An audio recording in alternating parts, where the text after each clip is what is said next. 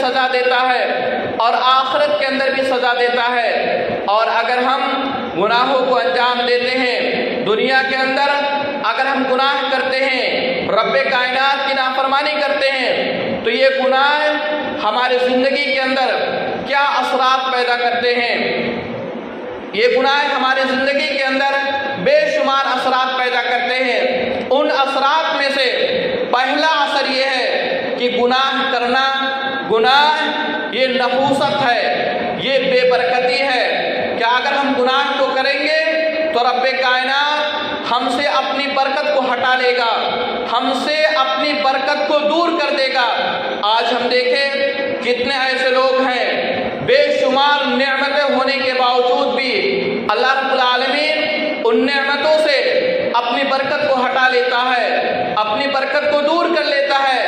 انسان کے پاس جو نعمتیں ہوتی ہیں اس سے جتنا فائدہ ہونا چاہیے آج کا مسلمان اتنا فائدہ نہیں پہنچتا۔ اس کے اسباب کیا ہیں کہ اللہ رب العالمین نے ہماری نعمتوں کے اندر ہماری گناہ کی بنیاد پر اپنی رحمت کو ہٹا دیا۔ بعض سلف صالحین کو دیکھے، بعض سلف صالحین یہ فرمایا کرتے تھے میری گناہ کی بے برکتی نے اپنی بیوی کی نافرمانی کی شکل میں ہے، میری گناہ کی بے برکتی یہ ہے کہ آج میری اولاد میری باتوں کو نہیں مانتے، میری گناہ کی بے برکتی یہ ہے کہ آج ہمارا سواری یہ بلک جاتا ہے، بجک جاتا ہے۔ ہم اس سے یہ پتہ چلا کہ آج ہمارے اندر آج جو یہ کہتے ہیں کہ آج ہماری اولاد ہماری بات کو نہیں مانتے، ہماری بیوی ہماری باتیں نہیں مانتی، ہمارے ماں باپ ہماری باتوں کا خیال نہیں کرتے۔ ان کے اسباب ہو سکتے ہیں، انہی اسباب میں سے ایک سبب یہ گناہ بھی ہے کہ آج ہم گناہوں سے لت پت ہیں، جس کی بنیاد پر آج ہماری اولاد، ہماری بیوی یہ تمام کے تمام چیزیں ہم سے انکار کر بیٹھے۔ ہم جانیں ہم پر جو بھی مصیبت آتے ہیں، جو بھی چیزیں آتی ہیں، تمام کی تمام چیزیں یہ ہمارے ہاتھوں کے کرتوت ہیں۔ اللہ رب العالمین نے فرمایا وَمَا أَصَابَكُم مِّن مُّصِيبَةٍ فَبِمَا كَسَبَتْ أَيْدِيكُمْ وَيَعْفُو عَن كَثِيرٍ کہ اللہ رب العالمین نے فرما دیا کہ اے لوگو اس بات کو جان لو، اس بات کو سمجھ لو، تم پر جو بھی مصیبت آتی ہے یہ تمہارے ہاتھوں کے کرتوت ہے۔ آج دنیا کے اندر جو بھی ہم پر مصیبت آئے یہ ہمارے ہاتھوں کے کرتوت ہے کہ ہم گناہوں کو نہیں چھوڑتے۔ گناہ کے اثرات کے بارے میں عبداللہ بن عباس رضی اللہ تعالیٰ عنہ فرماتے ہیں کہ اللہ کے رسول نے فرمایا، آپ نے فرمایا کہ اگر کوئی انسان گناہ کا کام کرتا ہے، گناہوں کو انجام دیتا، تو اس کے اثرات اللہ کے رسول نے فرمایا ان للسیئۃ سوادا فی الوجہ وظلمۃ فی القلب ووہبا فی البدن ونقصا فی الرزق وبغضا فی قلوب الخلق کہ عبداللہ بن عباس رضی اللہ تعالیٰ عنہ فرماتے ہیں کہ اگر کوئی انسان گناہ کرتا ہے تو ان کے اثرات میں سے ایک سبب کیا ہے؟ سوادا فی الوجہ کہ اللہ رب العالمین گناہ کرنے والے کی چہرے کی رونق کو ہٹا دیتا، اس کی بشاشت کو چھین لیتا اور اس کے چہرے پر سیاہ مسلط کر دیتا۔ سیاہ کا ہرگز یہ مطلب نہیں ہے کہ اگر کوئی انسان گورا انسان ہے تو بہت متقی انسان ہے، اگر کوئی انسان گورا انسان ہے تو بہت پرہیزگار انسان ہے، اگر کوئی انسان کالا انسان ہے تو گنہگار انسان ہے۔ سیاہ کا مطلب یہ ہے کہ اللہ رب العالمین گناہ کی بنیاد پر ہمارے چہرے سے ہماری رونق کو ختم کر دیتا ہے، ہماری بشاشت کو ختم کر دیتا۔ اور ہم دیکھ لیں آج ہم گناہ کریں، گناہ کرنے کے بعد اگر ہم آئینے کے سامنے جائیں، شیشے کے سامنے جائیں اور اپنے چہرے کو دیکھیں تو ہمیں پتہ چلے گا کہ گناہ کرنے کے بعد کس انداز سے اللہ رب العالمین ہمارے چہرے کی رونق کو دور کر دیتا، ہمارے چہرے کی بشاشت کو ہٹا دیتا۔ اور دوسری چیز گناہ کرنے کے اثرات میں سے وَظُلْمَةً فِي الْقَلْبِ کہ اگر ہم گناہ کرتے ہیں تو اللہ رب العالمین ہمارے دلوں میں اندھیرے کا مسیرہ بنا دیتا، ہمارے دلوں پر ظلمت مسلط کر دیتا ہے۔ اور اس کی تفصیل آپ نے خود فرمایا کہ جب ایک انسان گناہ کرتا ہے تو اس کے دل پر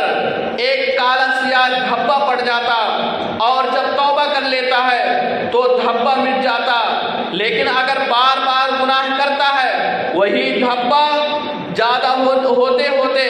پورا کا پورا دل یہ سیاہ ہو جاتا، یہ کالا ہو جاتا۔ اور جب ہمارا دل گناہ کی بنیاد پر پورا کا پورا دل اگر یہ کالا ہو جائے، پورا کا پورا دل اگر یہ سیاہ ہو جائے، تو انسان کو سکون نہیں آتا، انسان کو قرار نہیں آتا۔ جو انسان گناہوں کو انجام دیتے، ایسا انسان کو اطمینان نہیں حاصل ہوتا، ایسا انسان ہمیشہ گھبرایا ہوا محسوس ہوتا ہے۔ ایسے انسان سے آپ ملے تو ہمیں وہ پتہ چلے گا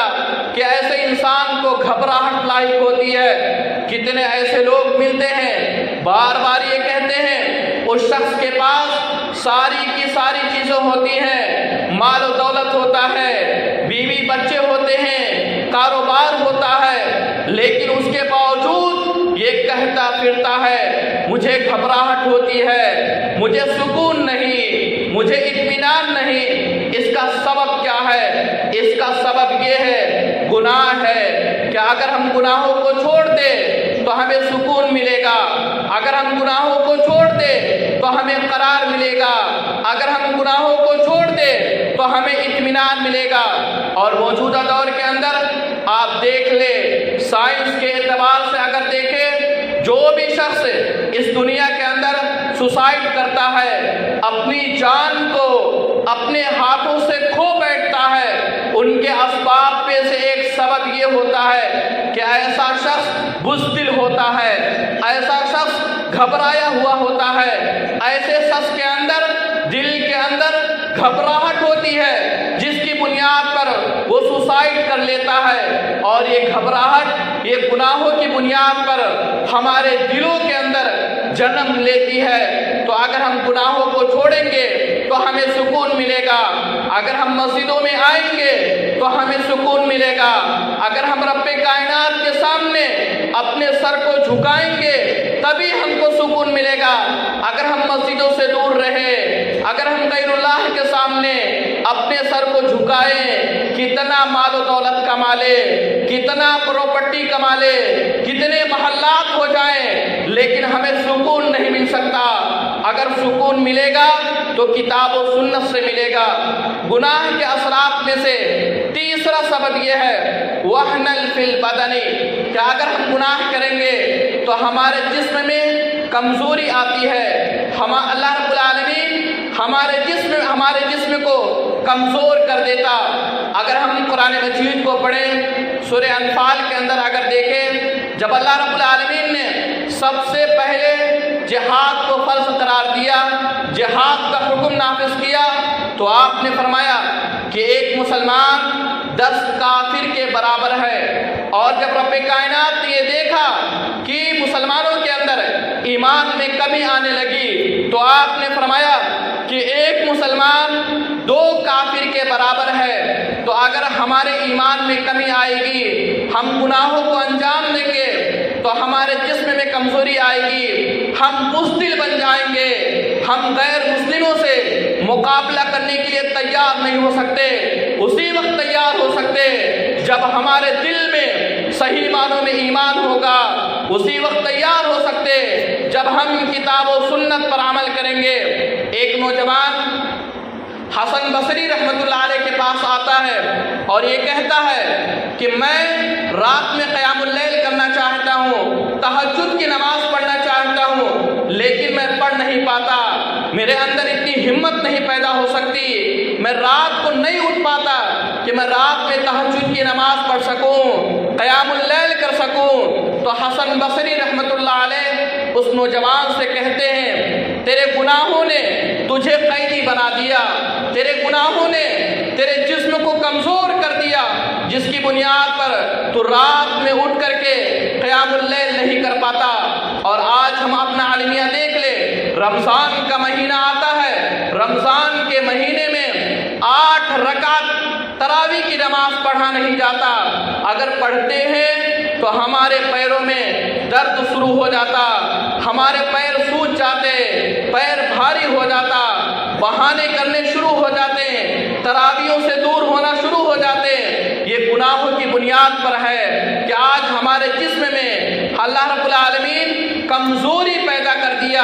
तो अगर हम गुनाहों को छोड़ देंगे, रब्बे कायनात की इताअत करेंगे, रसूल अकरम सल्लल्लाहु अलैहि वसल्लम की इताअत करेंगे, तो अल्लाह रब्बुल आलमीन हमारे जिस्म को मजबूत बनाएगा, हम सही मानों में अल्लाह रब्बुल आलमीन की इताअत कर सकेंगे। गुनाह के असरात में से चौथा असर ये है नक्सन फिर रिज़्क़ी, कि अगर हम गुनाह करेंगे, गुनाहों को अंजाम देंगे, तो अल्लाह रब्बुल आलमीन हमारे रिज़्क़ के अंदर कमी कर देगा। माल और दौलत अल्लाह रब्बुल आलमीन देता है, ये एक रिज़्क़ है। अल्लाह रब्बुल आलमीन किसी को इल्म से नवाजता है, ये भी एक रिज़्क़ है। अल्लाह रब्बुल आलमीन किसी को सेहत और तंदुरुस्ती से नवाजता है, ये भी एक रिज़्क़ है। लेकिन आम तौर से आज अगर रिज़्क़ को समझा जाता तो माल और दौलत को समझा जाता। अगर हम माल और दौलत को देख ले, अगर माल और दौलत ही को देखें, कितने ऐसे लोग हैं जिनका कारोबार चलता है, जिनके मामला ठीक होते हैं, जिनके ग्राहक आते हैं, जिनका फ़ायदा होता है, रोज़ाना फ़ायदा होता है, महीनावारी फ़ायदा होता है। लेकिन कितने ऐसे लोग हैं कि अचानक उसका कारोबार बंद हो जाता, उसके मामलात जो ठीक होते हैं मामलात बिगड़ जाते। एक इंसान जिसका कारोबार चलता है, उसके दुकानों पर, उसके कारोबार में ग्राहक आते हैं, कस्टमर आते हैं, लेकिन अचानक सारे के सारे बंद हो जाते हैं, हमारा कारोबार नुकसान में चला जाता। ये भी अल्लाह रब्बुल आलमीन का अज़ाब है, ये भी गुनाहों के असरात है। ये अगर ऐसा होता है तो ये हमारे हाथों के करतूत है, ये गुनाहों का एक नतीजा है कि अल्लाह रब्बुल आलमीन हमारे माल और दौलत के अंदर कमी कर देता। सुनन इब्न माजा की रिवायत है, अल्लामा अलबानी रहमतुल्लाह अलैह ने इस हदीस को सही करार दिया कि अल्लाह के रसूल ने फरमाया, आपने फरमाया कि इन्नल अब्द ला युहरम अर्रिज़्क़ बिज़ंबिन युसीबहु, कि अल्लाह के रसूल ने फरमाया कि अगर कोई इंसान गुनाह करता है, गुनाह को अंजाम देता, तो इस गुनाह की बुनियाद पर अल्लाह रब्बुल आलमीन उसके माल और दौलत के अंदर कमी कर देता है। और पांचवा असर गुनाह का ये है बुग़्ज़तन फ़ी क़ुलूबिल ख़ल्क़, कि अगर हम गुनाह को करेंगे, गुनाह से बाज नहीं आएंगे, तो अल्लाह रब्बुल आलमीन आम लोगों के दिलों के अंदर हमारे सिलसिले में नफरत पैदा कर देगा। अल्लाह के रसूल ने फरमाया कि जब कोई इंसान अल्लाह रब्बुल आलमीन की इताअत करता है, अल्लाह रब्बुल आलमीन अगर किसी बंदे से महबूब हो जाता, किसी बंदे को पसंद करता है, तो जिब्रील अलैहिस्सलातु वस्सलाम को बुलाते हैं और कहते हैं, ऐ जिब्रील इस बात को सुन ले, ये फला बंदा है, मैं इससे मोहब्बत करता हूँ, तुम भी इससे मोहब्बत करो। और वो जिब्रील फरिश्तों के माबैन जाते हैं और कहते हैं, इस बंदे से अल्लाह रब्बुल आलमीन मोहब्बत करता, मैं भी मोहब्बत करता हूँ, और तमाम के तमाम फरिश्ते उससे मोहब्बत करने लग जाते हैं। फिर उसी मोहब्बत को अल्लाह रब्बुल आलमीन लोगों के दिलों के अंदर पैदा कर देता है, दुनिया के अंदर नासिल कर देता। और इसी तरीके से अगर कोई इंसान गुनाह का काम करता, गुनाह से बाज नहीं आता, बार बार गुनाह करता, गुनाहों से तौबा नहीं करता, तो रब्बे कायनात ऐसे इंसान को नापसंद करता है और जिब्रील अलैहिस्सलातु वस्सलाम से कहते हैं कि ऐ जिब्रील, ये फला बंदा मैं इसे नापसंद करता हूँ, तुम भी इसे नापसंद करो। और वो जिब्रील अलैहिस्सलातु वस्सलाम तमाम के तमाम फरिश्तों में ऐलान करते हैं, रब्बे कायनात इस बंदे से नापसंद करता है, तुम भी इसे नापसंद करो। उसके बाद अल्लाह रब्बुल आलमीन उसकी नापसंदी दुनिया के अंदर उतार देता है, लोगों के दिलों के अंदर पैदा कर देता, जिसकी बुनियाद पर आम तौर से एक दूसरे से नफरत करने लग जाते हैं, गुनहगारों से नफरत करने लग जाते हैं। तो अगर हम गुनाह को नहीं छोड़ेंगे तो लोगों के दिलों में हमारी मोहब्बत नहीं पैदा हो सकती। इसीलिए हमको चाहिए कि کہ اگر ہم یہ چاہتے ہیں کہ اللہ رب العالمین ہم پر اپنی رحمت کا نازل کرے، اپنا فضل نازل کرے، اگر ہم یہ چاہتے ہیں کہ رب کائنات ہمارے چہرے کو رونق بخشے، ہمارے چہرے کو سیاہ نہ کرے، ہمارے دل میں روشنی پیدا کرے، اگر ہم یہ چاہتے ہیں کہ رب کائنات ہمارے دلوں کو، ہمارے جسم کو مضبوط بنائے، اگر ہم یہ چاہتے ہیں کہ رب کائنات ہمارے رزق میں کمی نہ کرے، رزق میں برکت دے، لوگوں کے دلوں میں ہماری محبت پیدا کر دے، تو آج ہی سے ہم گناہوں کو چھوڑ دے، رب کائنات کی اطاعت۔ یہ ہماری زندگی کے اندر اس کی شروعات کیسے ہوتی ہے؟ گناہ کے مراحل کیا ہے؟ یہ گناہ کس انداز سے ہماری زندگی کے اندر سفر کرتا ہے؟ گناہ کے مراحل میں سے پہلا مرحلہ یہ ہے کہ ہمارے دل کے اندر گناہ کا خیال آتا ہے، ہمارے دلوں کے اندر گناہ کا خیال پیدا ہوتا ہے،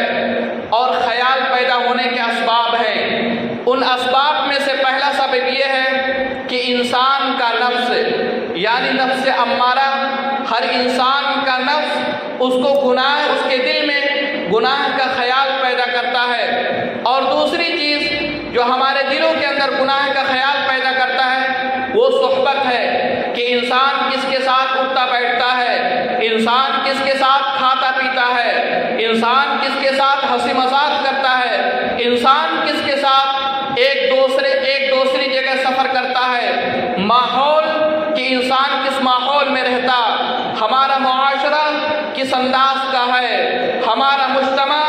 کس انداز کا مجتمع ہے، ہم جس گھر کے اندر رہتے ہیں اس کا ماحول کیا ہے، ہمارے بچے جس اسکول کے اندر پڑھتے ہیں اس کا ماحول کیا ہے۔ تو یہ صحبت، یہ ماحول بھی ہمارے دل کے اندر گناہ پیدا کرتا ہے۔ اور تیسری چیز الشیطان، یہ شیطان جو ہمارے ساتھ ہمیشہ رہتا ہے، ہمارے رگوں پہ گھومتا ہے، ہمارے خونوں کے ساتھ گھومتا ہے، وہ شیطان جس نے آدم علیہ السلام کو جنت سے نکال کر دنیا کے اندر لا کھڑا کیا۔ کوئی بھی اسباب ہو، اگر ہمارے دل کے اندر گناہ آتا ہے، گناہ کا خیال آتا ہے، گناہ کا خیال پیدا ہوتا ہے، تو ایسی صورت میں ہم اس بات کو جان لیں کہ دلوں کے اندر گناہ کا خیال آنا، اس کی وجہ سے اللہ رب العالمین ہم کو ہمارا محاسبہ نہیں کرے گا، ہمارا پکڑ نہیں کرے گا۔ دل کے اندر گناہ کا جنم لینا، گناہ کا خیال آنا، اس کی بنیاد پر اللہ رب العالمین ہم کو گناہ نہیں دیتا۔ صحیح مسلم کی روایت ابو ہریرہ رضی اللہ تعالیٰ عنہ بیان کرتے ہیں کہ ان اللہ عز وجل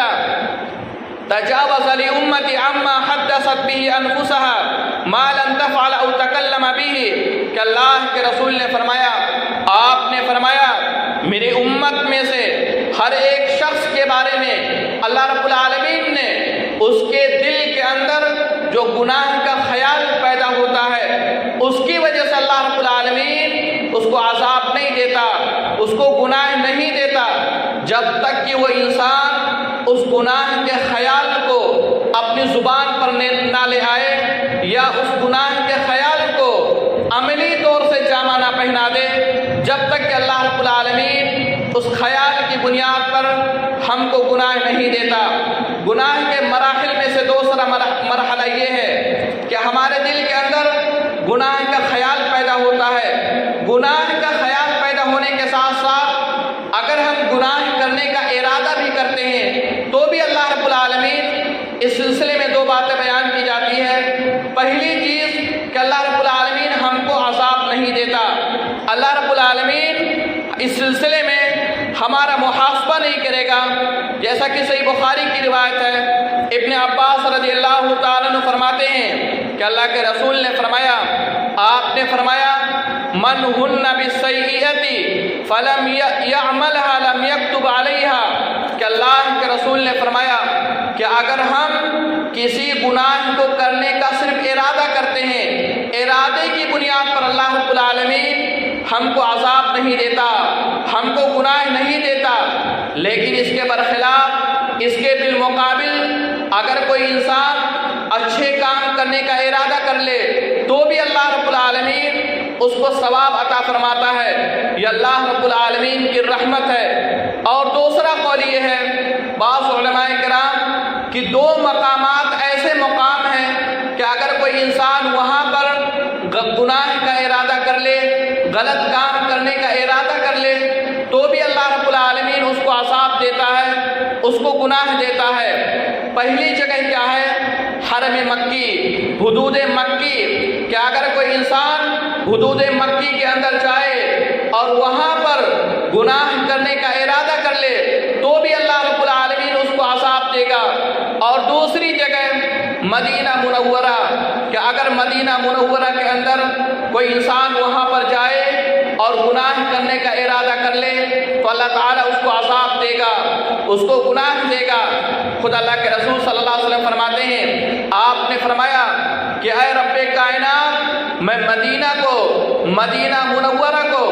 اسی طریقے سے حرمت والا قرار دیتا ہوں جس طریقے سے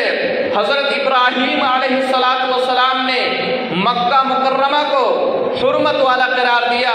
تو ان تمام کی تمام باتوں سے پتہ چلا کہ ان دو مقامات پر حرم مکی اور مدینہ منورہ کے اندر اگر کوئی انسان گناہ کرنے کا ارادہ کرتا ہے تو اللہ رب العالمین اس پر اس کو عذاب دیتا ہے، گناہ دیتا ہے۔ لیکن ان دو مقامات کے علاوہ اگر کوئی انسان اور دوسری جگہ پر گناہ کرنے کا ارادہ کرے، صرف ارادہ کرتا ہے تو اللہ رب العالمین اس پر اس کو عذاب نہیں دیتا۔ گناہ کے مراحل میں سے تیسرا مرحلہ یہ ہے کہ ہم کسی گناہ کو کرنے کا ارادہ کریں،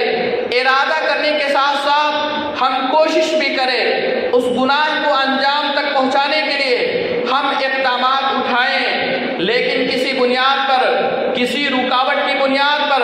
کسی اسباب کی بنیاد پر اگر ہم اس گناہ کو نہیں کر پاتے ہیں تو اللہ تعالیٰ تو بھی ہمیں عذاب دے گا، ہم کو گناہ دے گا۔ خود اللہ کے رسول نے فرمایا، آپ نے فرمایا القاتل والمقتول کلاہما فی النار، کہ اللہ کے رسول نے فرمایا کہ اے لوگوں سن لو، قتل کرنے والا اور جس کو قتل کیا گیا دونوں کے دونوں جہنم کے اندر ہوں گے۔ صحابہ کرام رضی اللہ تعالیٰ عنہ مجمعین سوال کرتے ہیں، اللہ کے نبی صلی اللہ علیہ وسلم، جس نے قتل کیا اس نے گناہ کیا، وہ جہنم میں جائے گا؟ یہ بات تو سمجھ میں آتی ہے۔ جو مقتول ہے، جس کو قتل کیا گیا، وہ معصوم ہے، اس پر ظلم کیا گیا، وہ کیوں گناہ میں جائے گا؟ تو اللہ کے رسول نے فرمایا قاتل اور مقتول ان دونوں نے تلوار کو اٹھایا، قاتل نے جہاں قتل کرنے کا ارادہ کیا، مقتول نے بھی قتل کرنے کا ارادہ کیا تھا۔ قاتل نے قتل کرنے کی کوشش کیا اور مقتول نے بھی قتل کرنے کی کوشش کیا تھا، جس کی بنیاد پر قاتل اور مقتول دونوں جہنم کے اندر داخل ہوں گے۔ تو اس سے یہ پتہ چلا کہ اگر کوئی انسان گناہ کرنے کا ارادہ کرے، ارادہ کرنے کے ساتھ ساتھ اگر اس کی کوشش کرتا ہے، اس کے سلسلے میں اقدامات اٹھاتا ہے، اس کے باوجود اللہ رب العالمین اس کو گناہ دے گا۔ اسی طریقے سے گناہ کے مراحل میں سے پانچواں مرحلہ کہ اگر ہم کسی گناہ کو کرنے کا ارادہ کرتے ہیں، ارادہ ہم نے کیا لیکن ہم اگر اس سے باز آ جاتے ہیں، رب کائنات کے خوف کی بنیاد پر، رب کائنات کے تقوی اور پرہیزگاری کی بنیاد پر ہم کسی کام کو کرنے کا ارادہ کیا، غلط کام کو کرنے کا ارادہ کیا، اگر ہم اس سے باز آ جاتے ہیں تو بھی اللہ تعالیٰ ہم کو ثواب عطا فرمائے گا۔ جیسا کہ صحیح بخاری کی روایت ہے، ابن عباس رضی اللہ تعالیٰ عنہ فرماتے ہیں کہ اللہ کے رسول صلی اللہ علیہ وسلم نے فرمایا، آپ نے فرمایا وَمَنْ هَمَّ بِسَيِّئَةٍ فَلَمْ يَعْمَلْهَا كَتَبَ اللَّهُ لَهُ عِنْدَهُ حَسَنَةً كَامِلَةً، کہ اللہ کے رسول نے فرمایا، آپ نے فرمایا کہ اگر کوئی انسان گناہ کرنے کا ارادہ کرے، ارادہ کے ساتھ اگر وہ باز آ جاتا ہے، گناہ کو انجام نہیں دیتا، تو اللہ رب العالمین اس کو پورا کا پورا ثواب عطا فرماتا ہے۔ گناہ کے مراحل میں سے پانچواں اور آخری مرحلہ یہ ہے کہ انسان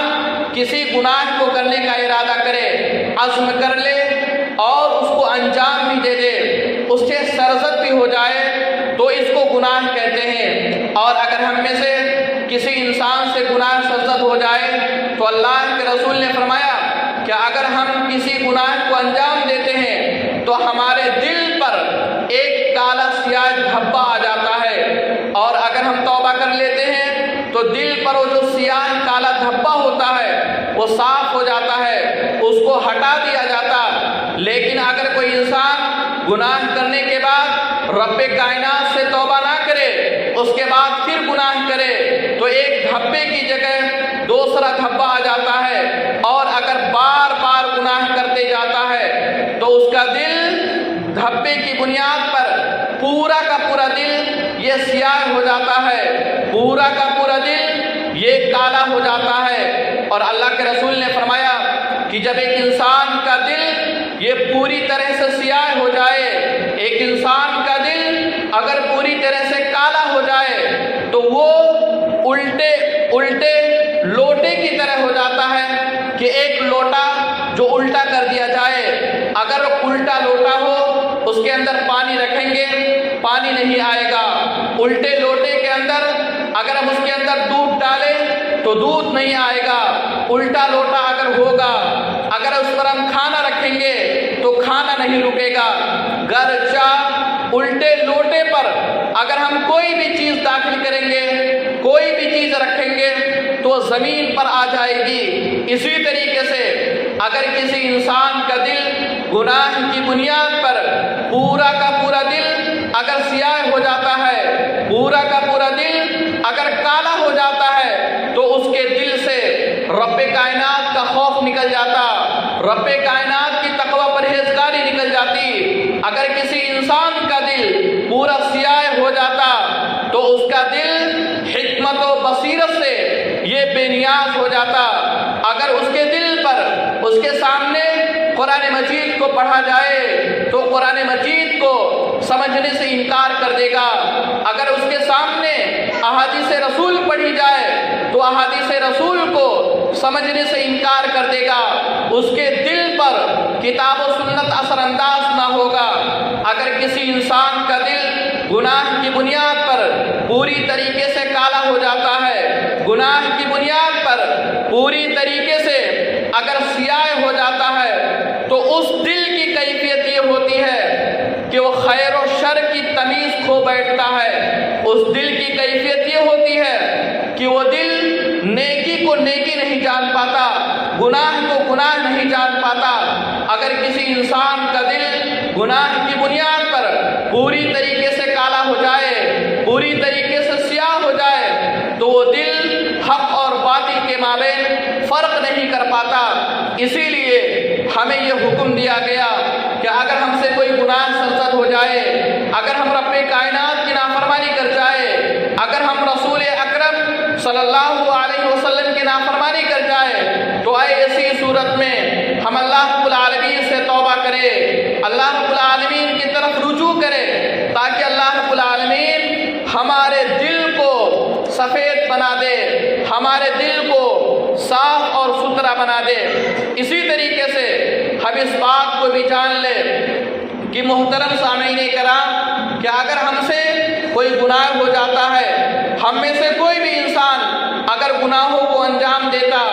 گناہ کو انجام دینے کے بعد اگر رب کائنات سے توبہ استغفار نہیں کرتا تو ہم اس بات کو جان لے یہ گناہ ہم سے اپنی قیمت کو وصول کرے گا، چاہے قبر کے اندر ہو یا آخرت کے اندر ہو یا جہنم کے اندر ہو، یہ گناہ کل ہم سے اپنی قیمت کو وصول کرے گا۔ بعض گناہ ایسے ہوتے ہیں جس کی سزا اللہ رب العالمین دنیا کے اندر دے دیتا ہے، اور بعض گناہ ایسے ہوتے ہیں جس کی سزا اللہ رب العالمین دنیا و آخرت دونوں جگہوں پر دیتا ہے، یعنی اس کی قیمت ہم دنیا و آخرت دونوں جگہ بھگتے ہیں۔ ان گناہوں میں سے ایک گناہ یہ بھی ہے البغی، کسی پر ظلم کرنا، کسی کو تکلیف پہنچانا، کسی کے مال کو ہڑپ لینا، ایک انسان غریب انسان ہو اس پر زیادتی کرنا، اور دوسری چیز قطع الرحمہ،